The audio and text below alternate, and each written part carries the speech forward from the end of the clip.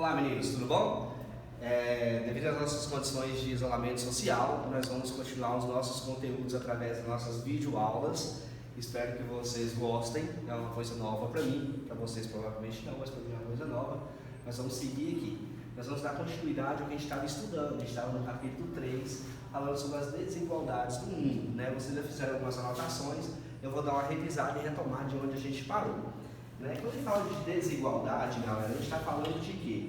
A gente está falando da construção de mundos diferentes, dadas em circunstâncias e situações diferentes. Então, uma das razões que existem desigualdades no mundo, a gente pode atribuir ao processo de colonização, a partir das grandes navegações, século XV, século XIV, XV, XVI, né? Onde você teve muitos estabelecimentos de metrópoles e colônias, onde a metrópole ela dominava um país e fazia aquele país uma colônia. E as relações comerciais eram direcionadas, eram dirigidas pelas metrópoles, fazendo com que as colônias se tornassem extremamente dependentes dessas metrópoles. Posteriormente, a gente tem um processo de revolução industrial, onde os países que se industrializaram eram justamente os países que dominavam as suas colônias, eram as metrópoles, né, das colônias. Então esses países se tornaram países industrializados, enquanto as antigas colônias tornaram-se países não industrializados e continuaram com a dependência econômica, né? Como assim? Como dependência econômica? Os países aqui eles não tinham produtos industrializados. Então o que eles podiam fazer? Eles só podiam vender produtos primários aqui para os países industrializados e comprar os produtos industrializados de volta. Como os produtos industrializados eles são mais caros, então os daqui sempre vai depender economicamente desses aqui, porque os produtos produzidos aqui não são suficientes para pagar o que eles compram nesses países aqui. Então essa relação de dependência econômica vai produzir essas desigualdades no mundo, tranquilo? Uma coisa importante da gente pensar e a gente analisar é essa construção do espaço, essa influência do espaço dentro do processo de colonização. Quando você divide o espaço rural, por exemplo, você tem a consideração fundiária aqui, que aconteceu em muitos países que foram colonizados por países europeus, onde essas terras eram doadas ou cedidas a grandes latifundiários, que posteriormente compraram essas terras. Enfim, a composição do espaço rural em latifúndios vai fazer com que as pessoas se desloquem do espaço rural e vão para os espaços urbanos, gerando aí um crescimento, promovendo um crescimento acelerado das cidades e extremamente desordenado, de forma que as cidades não conseguem absorver esse contingente populacional e vai surgindo através daí grandes favelas. Tem exemplos aí no Brasil, um exemplo muito claro é o Rio de Janeiro, por exemplo, onde recebeu um contingente populacional muito grande que foram ocupando os morros das cidades, tá? Então você vai ter aqui, por exemplo, nessa imagem aqui, uma favela aqui embaixo, e que você tem prédios aqui que certamente tem uma condição de vida muito melhor do que apresentado no primeiro plano da imagem. Tranquilo? Então você vai falar de consequências de desigualdades, vai falar de desigualdades, é bom a gente analisar o processo histórico de formação daquele lugar. Porque o processo histórico de formação daquele lugar ele vai influenciar no resultado, vai influenciar na construção da paisagem que a gente está observando. Beleza? Mas uma coisa interessante é o seguinte, eu vou falar de desigualdade, de economia, de país. Como que eu vou saber se um país é melhor ou pior do que o outro? Como que eu vou medir isso? Então, para isso, a gente tem um negócio que a gente chama de indicadores. Um dos principais indicadores que a gente tem aqui, que está citado no livro de vocês, é o PIB, Produto Interno Bruto, e o Índice de Desenvolvimento Humano. Bacana? O IDH. Primeiro ele fala sobre o PIB, aqui depois ele fala sobre o IDH. O que é o PIB, galera? O PIB, vou riscar aqui para vocês riscarem também aí, é a soma de todos os valores e serviços consumidos por uma população ao longo de um determinado período, normalmente ao longo de um ano que a gente mede isso aí, certo? Então o que é na prática? Na prática é tudo aquilo que é produzido no país, todas as riquezas que é produzida, seja na indústria, seja no campo, seja serviços prestados, por exemplo, eu vou fazer uma faxina na casa de alguém, isso é gerado um valor, é gerado uma riqueza para alguém. Então se é gerado uma riqueza, ela vira um número, ela vira um PIB, né? Como você sabe que um país está se desenvolvendo por conta do PIB? É simples, quanto mais riqueza quanto mais riqueza você vai produzir, maior o número, o seu valor produzido durante um ano, certo? E a riqueza você mede baseado nisso, tranquilo? Por exemplo, o crescimento do PIB no Brasil no ano passado foi de 1,1%. Deixa eu pegar aqui.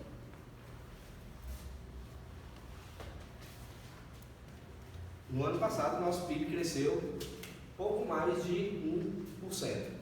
O que isso quer dizer? Quer dizer que a soma de todas as nossas riquezas no ano passado só cresceu 1%. Isso é bom ou isso é ruim? Depende do contexto. Quando você vem de um crescimento estagnado nos últimos 2 anos, isso é ruim, que a gente poderia ter crescido mais. Como que isso reflete na minha vida, na vida de vocês, na vida do pai de vocês? Quando o PIB está crescendo, quer dizer que a gente está aumentando a nossa produção, quer dizer que as indústrias estão contratando mais, as indústrias estão produzindo mais, o nosso campo está produzindo mais. Isso quer dizer mais pessoas trabalhando, mais pessoas gerando riquezas, mais pessoas tendo acesso a riquezas. O dono da farmácia vai vender mais, o dono do supermercado vai vender mais, o carrinho de picolé vai vender mais. Então, o crescimento do PIB é um crescimento econômico no âmbito global de um determinado lugar. Por exemplo, o crescimento do PIB no Brasil seria o crescimento econômico do Brasil como um todo. Bacana? Só que aí, o PIB, existe uma outra coisinha no livrinho de vocês, bem legal, que é chamado de, deixa eu colocar aqui, que é chamado de poder de paridade de compra. O que é isso, galera? O que é isso? É o seguinte, se você pega o PIB de um país e divide pela população, você tem um negócio que chama renda per capita, certo? Vamos supor que no Brasil seja de $1.000, a nossa renda per capita, na verdade é bem mais, né? Vamos supor que seja $1.000. Quer dizer que cada pessoa no Brasil, teoricamente, recebe $1.000. Mas o que você pode comprar com esses $1.000? Isso vai variar de país para país, certo? Isso vai ter uma relação muito intensa com o câmbio. Então, o rapazinho chamado aqui, Gustavo Cássio, ele criou esse indicador, que é um indicador que faz uma relação entre a moeda local e o dólar e o poder de compra que essa pessoa tem.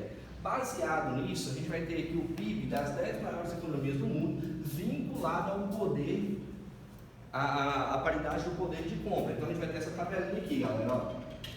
Essa tabela não vai representar o PIB absoluto dos países, certo? Vai representar o PIB relacionado ao PPC, ao poder de paridade de compra, certo? Então você vai ter aqui a China com 23 trilhões, os Estados Unidos 19 trilhões e o Brasil aqui, ó, em 8º lugar, certo? Isso reflete, isso indica que o Brasil é um país de extrema relevância para a economia mundial. O Brasil está entre as 10 maiores economias do mundo. Tranquilo? E além disso, a nossa moeda, no período que foi feito isso aqui, em 2017, não é uma moeda tão desvalorizada. Provavelmente hoje, nós vamos ter uma queda aqui nessa tabela por conta da desvalorização da nossa moeda, certo? Mas mesmo assim, o Brasil ainda é um país de extrema relevância na economia mundial. Aqui embaixo, aqui vocês têm explicando sobre a taxa de câmbio. Eu imagino que vocês devem saber o que é. É a forma de você converter a moeda local para o dólar, que é a moeda que se usa no mundo hoje como referência. Nessa época aqui, cada dólar custava 3,10 reais. Né? Para eu comprar um dólar precisava de 3,10 reais. Hoje, por diversas razões econômicas, cada dólar precisa de R$ 5,10 para comprar. Bacana? Por isso que eu falei na tabela que a gente deve ter caído um pouquinho por conta dessa desvalorização da nossa moeda. Mas o importante disso aqui é vocês entenderem que o PIB ele vai refletir todas as riquezas de um país e que a economia brasileira não é economia de maneira irrelevante no mundo. Por isso que a gente falou nas aulas anteriores. O Brasil é um país pobre? Não, a gente tem uma economia razoavelmente boa, uma economia relevante para o mercado global. Na página seguinte, a gente tem aqui umas perguntinhas que vocês vão responder. A questão está com um colega, vocês não vão fazer com o colega porque vocês estão em isolamento social. Tranquilo? Vocês vão fazer sozinhos isso aqui e mandar para a gente. Muito bem. Aí depois, a gente vai ter um negócio que chama IDH. O que é IDH? Índice de Desenvolvimento Humano. Aí tem uma observação aqui, ó, no início do parágrafo aqui. Embora o PIB indique o tamanho da economia, o crescimento econômico de um país, ele não mostra seu grau de desenvolvimento, pois não considera a qualidade de vida da população, como acesso à saúde e à educação. Por exemplo, o PIB é a soma de toda a riqueza. Mas eu tenho que saber se a população desse país vai ter acesso a essa riqueza. Se a população desse país vai gozar dos benefícios que esse crescimento econômico tem. Então, para isso que a gente tem o IDH. O IDH é um índice criado pelas Nações Unidas que vai medir o desenvolvimento humano baseado em outros indicadores. Ele vai variar de 0 a 1 com 3 casas decimais. Quanto mais próximo de 0, pior é o IDH. Quanto mais próximo de 1, melhor é o IDH do país.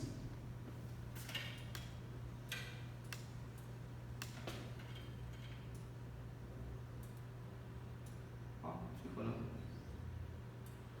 Aqui a gente vai ter uma tabelinha aqui, ó, que é o IDH baixo, médio, alto e muito alto. Então a gente vai perceber pelo mapa. Cadê? Aqui, ó. Países no mundo com IDH muito alto, certo? Para nível de curiosidade, tem a Argentina, que é próximo ao Brasil, tem um IDH muito alto, o Chile tem um IDH muito alto, quase todos os países da Europa Ocidental têm um IDH muito alto, a Rússia tem um IDH muito alto. Lembra que eu falei que a União Soviética era desenvolvida em determinado período? Então eles ainda gozam desses benefícios ainda. Ele reflete um IDH muito alto aqui. Você vai ter aqui a América do Norte, Estados Unidos e Canadá com IDH muito elevado, a Austrália, Nova Zelândia, que sim, com IDH muito elevado. Tranquilo? Aí você vai ter países aqui na América Central com IDH médio, certo? Aqui, ó, América Central aqui, IDH médio. Na América do Sul aqui, IDH médio. No sul da Ásia você vai ter IDHs médio aqui, fora esse aqui, né? Aqui no sul da África também. Agora os IDHs muito baixos, você vai ver que vai concentrar principalmente na África aqui, onde você vai ter o maior conjunto de países em situação de miséria, em situação de pobreza. No caso do IDH do Brasil, ele é considerado um IDH elevado, apesar de existe um pensamento bem interessante aqui, é o seguinte, ó. O IDH do Brasil é considerado elevado, certo? O da China também é considerado um IDH elevado. Ah, pessoal, está tudo certo até aí? Mais ou menos. Pelo seguinte, a economia do Brasil é muito maior do que a economia do Chile e da Argentina, certo? É muito maior do que a economia de alguns países da própria Europa aqui. Então, por que a gente tem um IDH tão baixo? Muito disso é proveniente da nossa distribuição desigual das nossas riquezas. Porque se a gente tem a 8ª maior economia do mundo baseada no IDH e no PPC, por que a gente tem um IDH tão baixo assim? A gente, para vocês terem ideia, se vocês pegar o ranking do IDH do Brasil hoje, ele é menor do que o da Venezuela, ele é menor do que o de Cuba, tranquilo? Mesmo com a nossa riqueza, com o nosso tamanho econômico tão grande do jeito que é. Então a gente poderia melhorar isso aí.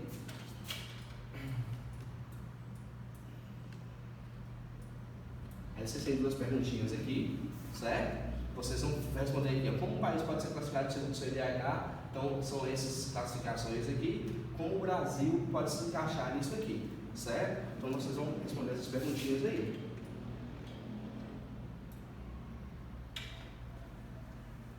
Muito bem. Aí você vai ter aqui, embora o IDH, no caso, indique o desenvolvimento socioeconômico de um país, assim como o PIB, compõe um número que não reflete particularidades. Olha só, o IDH não vai refletir particularidades sobre a população como um todo. Por quê? Você pega o Brasil, por exemplo. O Brasil tem um IDH que é um IDH considerado elevado aqui. Mas é toda a região do Brasil que tem esse IDH elevado? Não. Tem regiões do Brasil que tem IDH que é considerado muito alto. Tem lugares no Brasil que é considerado baixo. Bacana? Então, o índice de desenvolvimento humano, como ele é global entre os países, ele não vai conseguir refletir as particularidades existentes dentro do país.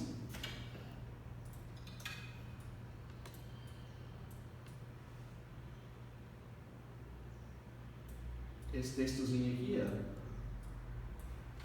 vai refletir isso que a gente está falando. Os 100 brasileiros concentram as mesmas riquezas que a metade da população mais pobre. Tranquilo? Então isso aqui vai mostrar para a gente o seguinte: apesar de nosso IDH ser considerado elevado, isso não vai se refletir em todas as regiões brasileiras. Por exemplo, aqui em Linhares é um lugar de vivência bacana. Você vai ter poucas pessoas extremamente pobres e miseráveis. Vai ter região do Brasil, região norte e nordeste, por exemplo, você vai ter uma quantidade de pessoas em situação de miséria muito maior do que a região que a gente vive. Então esse IDH, vocês vão ler esse textozinho aqui, e vão conseguir perceber que dentro do território brasileiro você vai ter um problema de desigualdade muito grande nisso aí, tranquilo? Uma coisinha legal que vocês estudaram, que a gente foi estudando, foi sobre as regionalizações do mundo após a Segunda Guerra Mundial.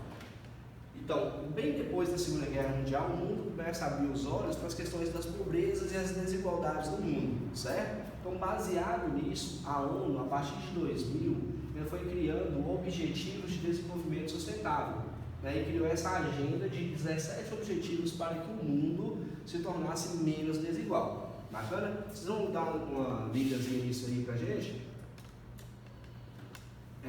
Vamos ver que o item 1 é a erradicação da pobreza, ou seja, acabar com a pobreza em todas as suas formas e em todos os seus lugares. Acabar com a pobreza, galera, vai muito além de você dar só a comida para as pessoas. Você tem que dar acesso à qualidade de vida, à educação, à saúde, né? Tem pessoas que não têm água potável para beber. Então, a preocupação da ONU em relação a esses 17 objetivos sustentáveis é fazer com que as pessoas tenham condições mínimas e dignas de vivência. Tranquilo? Então vocês vão ler, dar uma lidazinha nisso aqui e vão fazer essas atividades aqui. Está pedindo para fazer em grupo, é claro que vocês não vão fazer em grupo, né? Vocês vão fazer de maneira individualizada.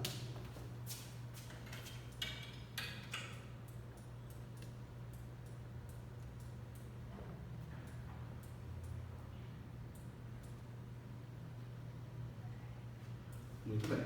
Para finalizar os nossos indicadores, aí, a gente vai lá chamado índice de Gini, ou coeficiente de Gini. O que é isso, galera? Eu vou pegar aqui na internet, deixa eu voltar aqui.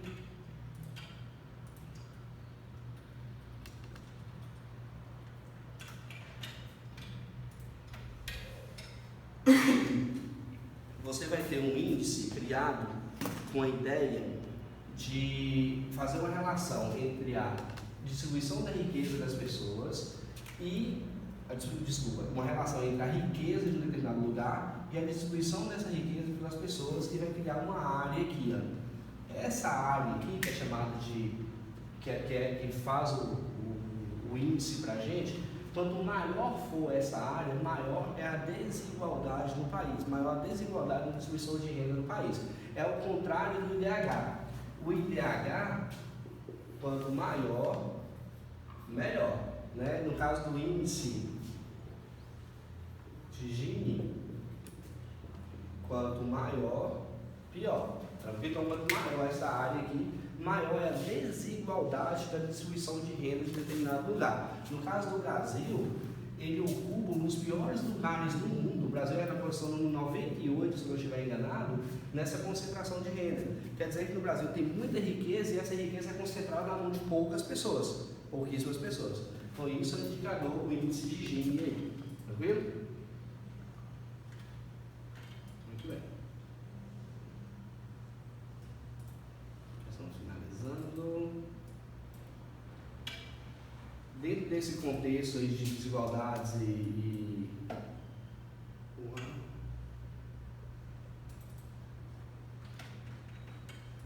dentro desse contexto que a gente está estudando e falando sobre desigualdades no mundo, a gente tem dois termos bem importantes que é muito utilizado, que vocês precisam aprender, que é a diferenciação entre técnicas e tecnologia. O que é técnica? Técnica é um conjunto de conhecimentos, habilidades e instrumentos organizados em métodos e processos que são aplicados para realizar determinada atividade. Por exemplo, eu vou produzir, né, eu vou praticar agricultura. Tá, qual é a técnica que eu uso hoje? Minha técnica hoje é uma técnica mais moderna? Sim, eu vou usar máquinas, vou usar fertilizantes, vou usar adubos químicos, tal. Então, esse é o meu conjunto de técnicas para eu produzir alguma coisa. E o que é tecnologia? Tecnologia é um conjunto dos princípios que orientam as criações das técnicas desenvolvidas de uma determinada sociedade. Por exemplo, eu vou produzir, vou usar a técnica do adubo químico, mas qual tecnologia que eu vou usar? Então a minha tecnologia é um conjunto de princípios. Por exemplo, eu só vou plantar se eu conseguir plantar com a tecnologia desenvolvida. Eu vou usar essas tecnologias para eu desenvolver novas técnicas. Entendeu? A tecnologia ela é um conjunto dos princípios, das ideias. É o conjunto das ideias. a técnicas e as ideias já prontas, estabelecidas e concretizadas para você criar um trabalho, para você produzir alguma coisa. Bacana?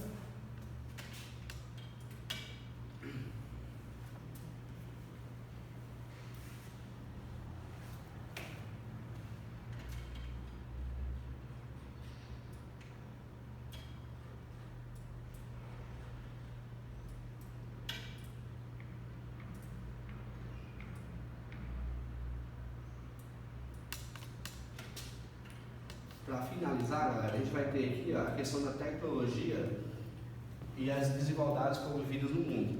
Então você vai ter no mundo aqui exportações de produtos de alta tecnologia em bilhões de dólares. Aí você vai ter aqui, quanto mais escuro o país aqui, maior é o valor de produtos de tecnologia exportado para outros países do mundo. Então a gente tem aqui 1, 2, 3 polos de exportação de tecnologia no mundo. A gente tem Estados Unidos aqui, a gente tem a Alemanha e a gente tem a China, tranquilo? Esses 3 países vão polarizar as tecnologias do mundo. Para vocês terem uma ideia, existem empresas alemãs e americanas que elas ganham dinheiro do mundo inteiro porque elas vendem sementes geneticamente modificadas e os produtores que compram essas sementes, eles são obrigados a pagar para essas empresas todos os anos o valor que é chamado de royalty da produção. Então, parte da produção que esses produtores rurais tem da semente que eles compraram vai para essas empresas. Então isso é uma forma de esses países continuarem uma dominação econômica sobre os outros países do mundo. Isso é porque eles são maldosos, são ruins, são isso? Não, isso faz parte do nosso jogo econômico, né? O que o Brasil tinha que fazer para entrar nesse cenário aqui era se desenvolver também, certo? Mas o fato que o texto vem trazer para a gente aqui é o seguinte, os desenvolvimento tecnológico nos países, eles vão gerar uma dependência econômica para outros países. Bacana? Eu queria que vocês assistissem um documentário chamado A Indústria Americana, que está disponível no Netflix. Ele vai falar de uma empresa da China que ela sai, é um empresário bilionário da China, que ele sai da China e monta uma empresa nos Estados Unidos. É meio que o inverso, né? Porque normalmente as empresas americanas, elas vão para a China para usar a mão de obra chinesa. Nesse documentário você tem um processo inverso. O que isso mostra para a gente? Mostra que um país como a China, que há 60 anos, 50 anos atrás, era um país rural, hoje é um exportador de tecnologia. Hoje é um exportador de multinacionais. É um país que está dominando o mundo através de produtos, através da exportação de tecnologia. Então, assim, é para a gente entender que a relação de dependência econômica entre os países desenvolvidos e não desenvolvidos, elas existem, mas os países que são dependentes, eles têm condições, principalmente um país como o Brasil, com uma economia tão grande, de se tornar um país exportador de tecnologia. Tranquilo? Então é muito interessante vocês vincularem a questão da dependência econômica e o desenvolvimento ou não de tecnologias. Tranquilo? Então a gente finalizou a aula do nosso capítulo 3. Se vocês tiverem alguma dúvida, entre em contato com a escola pelo meio de comunicação que a escola disponibilizar para vocês. Sigam o roteiro de estudos que a gente mandou. Mandei o roteiro de estudos para vocês estudarem, ler o capítulo, marcar no livro, fazer suas anotações, responder os questionamentos, as atividades do livro. Não deixem de fazer isso. Esse momento que a gente está passando é um momento transitório, isso vai passar, mas a gente não pode perder tempo. Tranquilo? Então tentem aprender de fato. As dúvidas que vocês tiverem, pode mandar para a gente que a gente vai sanear essa dúvida com vocês. Abraço, até a próxima aula.